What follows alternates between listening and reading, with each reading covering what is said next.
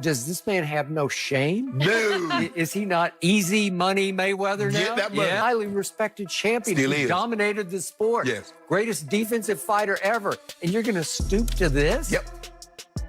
Netflix has given Mayweather some financial advances, and we're talking millions of dollars. I don't know exactly, but when I threw out a figure, they said it's even higher than what I threw out. I threw out multiple millions of dollars. That Netflix has provided some money. That Floyd apparently has taken the contracts that he's had and has earning all of this money. Here's the signed contract proving so. And then that the lender has given him some cash up front based taking these numerous advances on the earnings that he's going to take. And it's just the truth. Floyd is so badly hurting for money that this is the stuff he's doing. Knowingly signing contracts for a pro fight just to go in publicly under cash advance. You're flying on private jets, first-class hotels, or you're, buying expensive jewelry and cars and bags and you name it. Lance Pugmire reports that Netflix is reportedly taking legal action against Floyd Mayweather Jr. after he allegedly backed out of the Manny Pacquiao fight. According to Pugmire, Floyd had already accepted millions in advance payments, so withdrawing at this stage could place him in serious legal trouble. Advances on the earnings that he's going to take. And look, as we look at this situation, guys, it strikes me that we know how precious Floyd's O is on his record. He's 50-0, unbelievable career. Congratulations on everything you've accomplished. But he's also, it appears to be in financial straits. And the two great loves of his life, money and that zero, are conflicting with each other right now. And he's in a pickle. He's in dire straits, so to speak. And how this exactly is going to play out, you would imagine that Floyd Mayweather will come to his senses and say, look, I have no choice but to participate in this fight. I've got to be at my best and win this fight. The Fight Hike tweeted that, nope, it's not still on and I got all the receipts, but I won't speak on it until this day is over. Don't want people thinking this is a joke. By the way, who gave Ian my number and why is he calling me? He should be more concerned about calling the guy who's scamming him. The message suggests they have proof, but are waiting before revealing further details about the situation.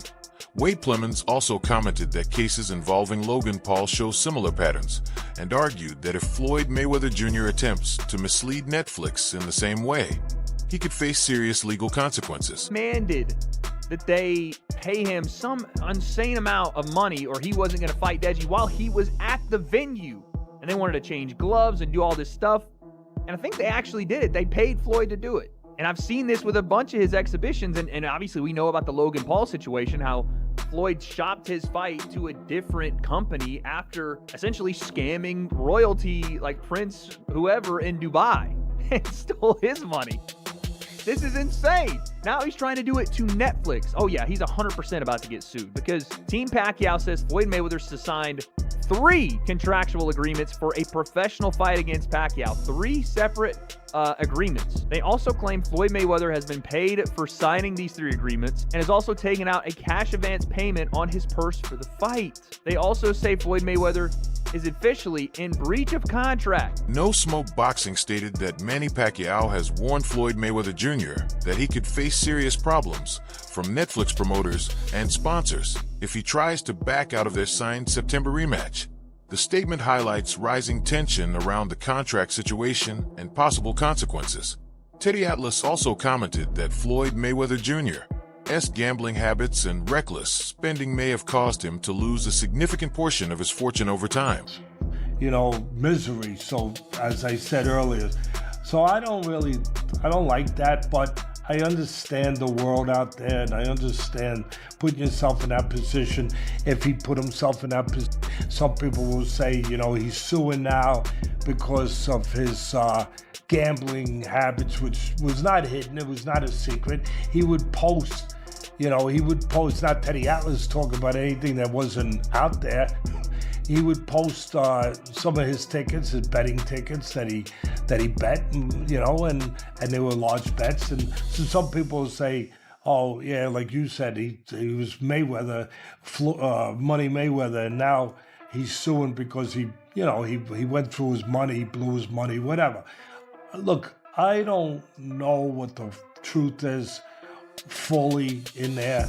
I know Stephen Espinoza was named. Joe Rogan notes that Floyd Mayweather Jr. was boxing's biggest star for over a decade.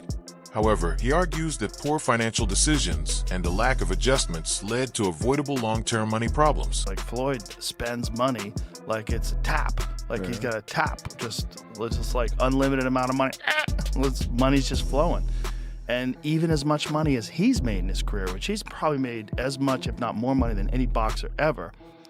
Like there's all these lawsuits, like he hasn't been paying things and he owes money on this and owes money on that. And it's like, and then he's got to come. Tasha Kay explains that even when Floyd Mayweather Jr. appears extremely wealthy, the reality can be more complex, as large earnings do not always guarantee financial security due to hidden obligations and expenses. Somebody like Floyd Mayweather, that's the oldest in the book, y'all. Y'all know, when y'all see somebody flogging money everywhere, they got this, they got that, they got this. Was it Gervonta Davis? Tank told us 2 years ago that the reason they held Floyd Mayweather, you can put it back on the screen, captive in Dubai is because he had owed them money and they wouldn't release him until he announced the fight to give them their money back. You know they do that over there in Dubai, right? You ain't going nowhere if you owe a debt. He was trapped over there for almost 2 months, according to Gervonta. They shared the same manager, Al Layman, who collected money in cash because Floyd Mayweather gave him a power of attorney to do so. And so when Floyd went down there and sued Showtime, he's suing Showtime, the company, the network. Fannin explained that the real controversy began the moment Floyd Mayweather Jr. accepted an advance payment from Manny Pacquiao's side. According to him, that payment was not simply a gesture of interest or a routine deposit. It was made with a clear understanding that Mayweather had committed himself to participating in a legitimate professional bout. In other words, once the money changed hands, the expectation was that the fight would move forward as an official and serious contest. Fannin pointed out that any uncertainty over whether the bout should be considered official became Mayweather's responsibility only after he had already accepted the advance. Pacquiao's people took an advance, right, which is money, against the fight with Manny. Watch this. He took an advance in that fight. He said, okay, I'll fight Manny, but I need an advance. After he got the advance, to my understanding, there then became an issue of whether or not the fight between Manny Pacquiao and Floyd would be an exhibition or whether it would be a real fight. Now, let me tell you why there's a value in that for Manny Pacquiao. Because Manny Pacquiao wants to get his get back in the ring, a real fight with Floyd. He also, for Floyd, what's at risk is his undefeated record. Because Manny Pacquiao has been a relatively active fighter, more active than Floyd has against actual world-class fighters. That's not what Floyd's been doing. Now, after the deal is done, now there's a debate between, or an issue about whether it's going to be an exhibition or whether it is going to be. Before that, the agreement was based on the belief that both sides were aligned on the nature of the event, especially after questions about the legitimacy of the fight surfaced. The issue no longer rested with Manny Pacquiao's team because they had already fulfilled their part by providing the financial guarantee. He further explained that this shift created a major problem for Pacquiao, who entered the agreement expecting the benefits that come with a real fight, official recognition, financial returns, and the competitive value of the matchup itself. If those expectations are no longer met, then Pacquiao's side is left without the benefit they originally bargained for, turning the situation into a serious contractual dispute. This up. At least that is the contention of Manny Pacquiao. He only brought that issue up after he got the advance. So if he got an advance, he put money in his pocket that he needed in his pocket. And then after that, he's gonna switch up and say, no, I don't want to have an exhibition. I don't want to have a real fight. I want to have an exhibition. And as a result, he's depriving Manny Pacquiao of the benefit of the bargain that Manny gave him when he got that advance. Because the advance is there because Manny agreed, assuming that it was going to be a real fight, not an exhibition, because there's no reason between these two guys to have an exhibition for 3 rounds and waste a bunch of people's money where there's nothing on the line, which means Manny can't get his get back and Floyd keeps his 50-0. So it looks like Floyd's trying to get slick and switch it up. And at the same time, Business mogul 50 Cent had already anticipated this situation years earlier, warning that Floyd Mayweather Jr. could eventually face financial trouble because of the way he spends money. According to him, it was not a sudden prediction, but something clearly visible from Floyd's lifestyle choices at the time.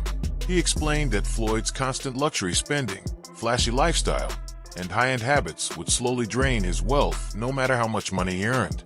50 Cent emphasized that earning massive amounts does not guarantee long-term stability if money is not managed properly. In his view, Floyd's pattern of spending fast and earning fast would eventually catch up with him. Literally said this 6 years ago, and I'm gonna play it for you. 6 years ago. So 6 years ago, this is what 50 Cent said, and it's kind of hard to argue with him.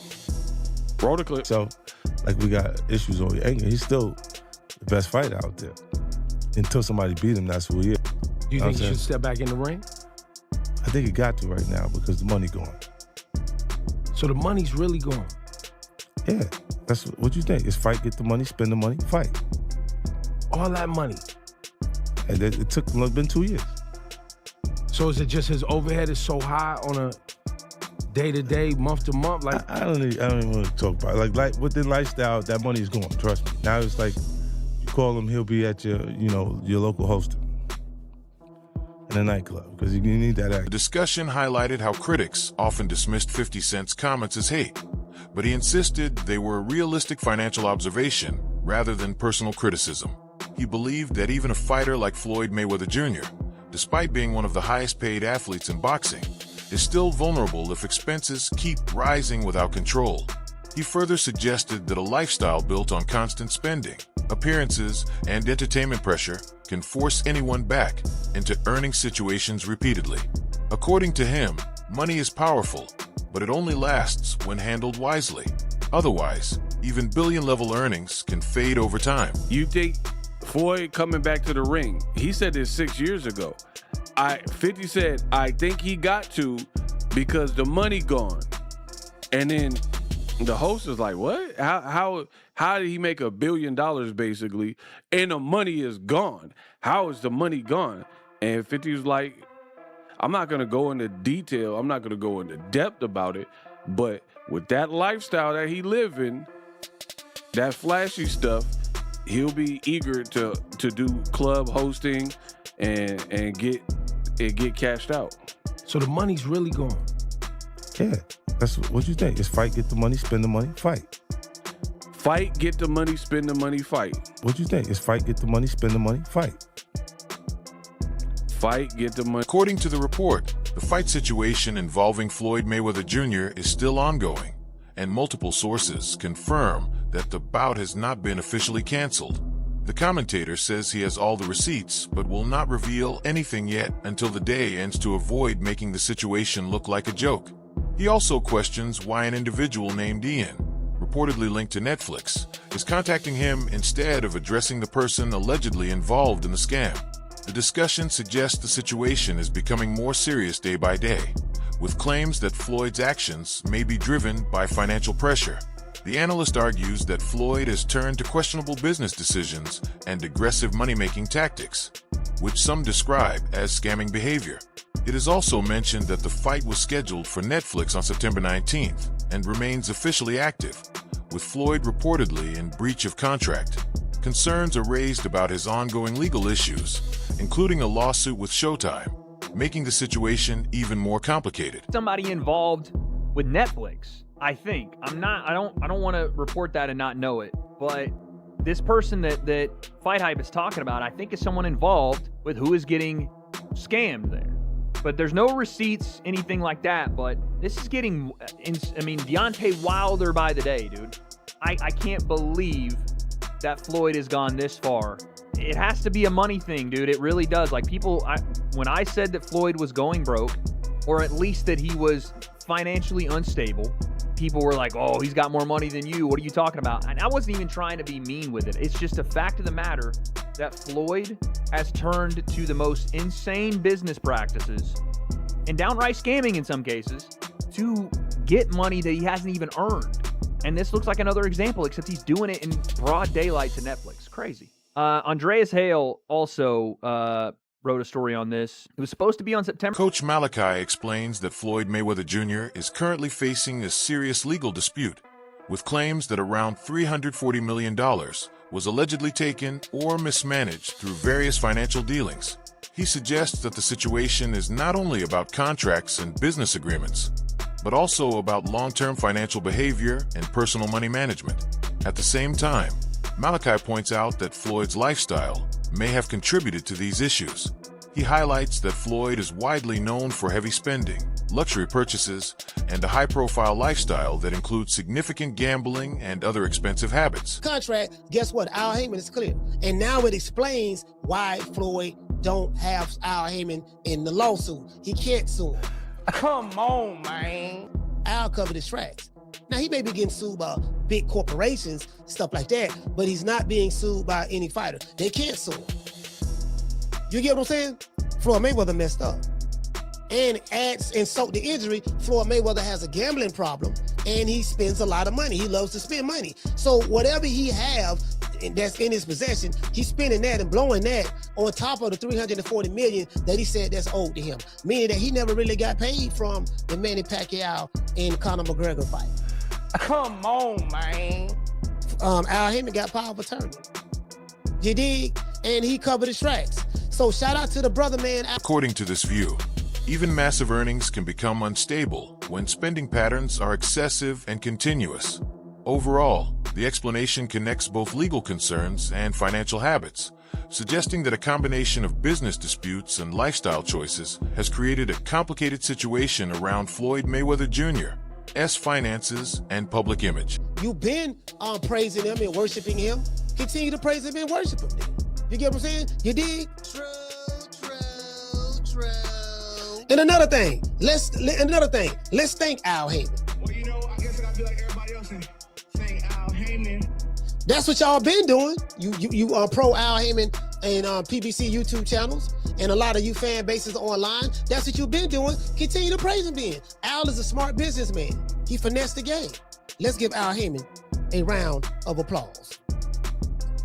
Good job, Al. You did a good job. And this is a lesson to all of those out there, you know, who think because you signed with the black man that you will not be taken advantage of and the white man is the evil devil. If that's your position, there ain't nothing wrong with that. I don't have a problem with however you feel either way. But just understand, when someone wants to steal from you. And Raphael explains that the current financial concerns surrounding Floyd Mayweather Jr. are not entirely surprising when viewed through the lens of his long career and public lifestyle. According to Raphael, this situation could have been anticipated by anyone who closely observed how openly Floyd displayed his wealth over the years, often through luxury spending, expensive purchases, and a highly publicized image of success. He suggests that while Mayweather earned enormous amounts of money inside the ring, his financial behavior outside of it played a major role in shaping his current position. The constant emphasis on high-end living, including cars, jewelry, gambling, and extravagant travel created a pattern that naturally raises long-term financial risks. My people again later, and hopefully I can get it this afternoon to actually read the specifics of the suit and what the allegations are. But the fact that Floyd would encounter some financial issues post his boxing career is not in any way a surprise to me.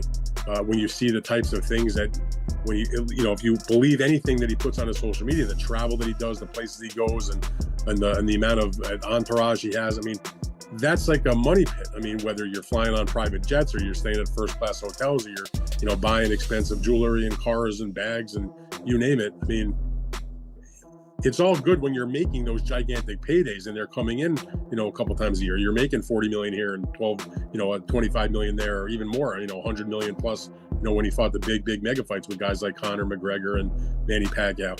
But when that stops, that money.